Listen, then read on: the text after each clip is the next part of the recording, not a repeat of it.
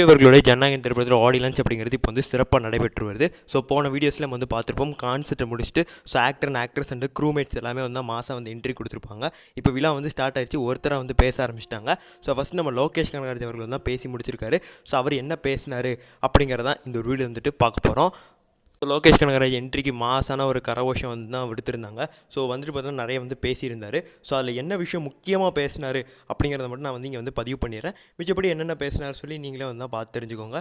So அவர் என்ன சொல்ல வர்றாரு அப்படின்னா, ஜனநாயகன் படத்தில் ஒர்க் பண்ணவங்க எல்லாரும் கூடயும் நான் வந்து தான் ஒர்க் பண்ணியிருக்கேன்.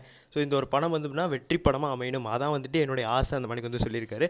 அதே மணிக்கு விஜய் அவர்களுடைய ஒரு மிகப்பெரிய ஒரு ஆசையும் நிறைவேறணும் அந்த மணிக்கு வந்து சொல்லியிருக்காரு. இந்த விதத்தில் வந்து தான் அந்த அரசியலை தான் வந்து லிங்க் பண்ணி பேசியிருக்காரு. ஸோ அவர் டிவிகே கட்சியில் வந்து தான் ஜெயிக்கணும் அப்படிங்கிறதே வந்து தான் சொல்லியிருந்தார்.